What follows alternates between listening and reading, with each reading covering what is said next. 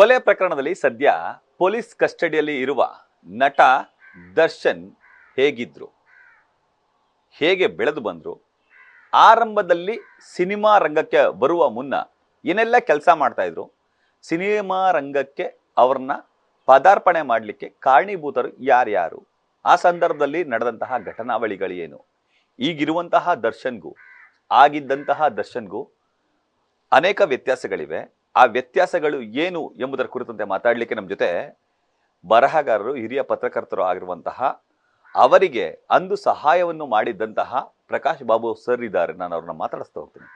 Prakash Babu sir, ನೀವು ಕಂಡಂತಹ ದರ್ಶನ್ ಹೇಗಿದ್ರು, ಹೇಗಾದ್ರು? ಅವನು ಭಾಳ ಮಾಮೂಲಿ ಎಲ್ಲ ಹುಡುಗರ ಜೊತೆ ಥರನೇ ಇದ್ದ.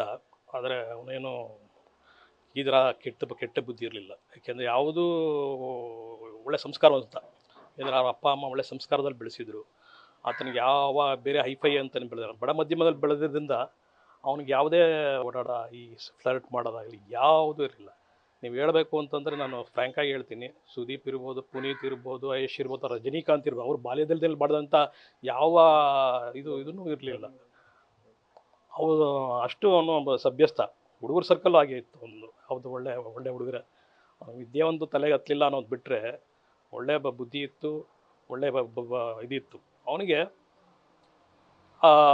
ಏನೋ ಅವನ ಜೀವನದಲ್ಲಿ ಸಾಧಿಸಬೇಕು ಅನ್ನೋ ಛಲ ಇತ್ತೇ ಹೊರತು ಅವನು ಯಾವುದೇ ಒಂದು ಹುಡುಗರಿಂದ ಓಡಬೇಕು, ಆಗಬೇಡ, ಇದು ಮಾಡಬೇಕು ಅಥವಾ ಯಾವ ಶೋಕಿಗಳು ಇರಲಿಲ್ಲ. ಆ ಥರ ಯಾವುದೂ ನ್ಯೂಸ್ ಫಸ್ಟ್ ನಿರ್ಭೀತಿಯಿಂದ ನಿಮ್ಮ ಪರವಾಗಿ.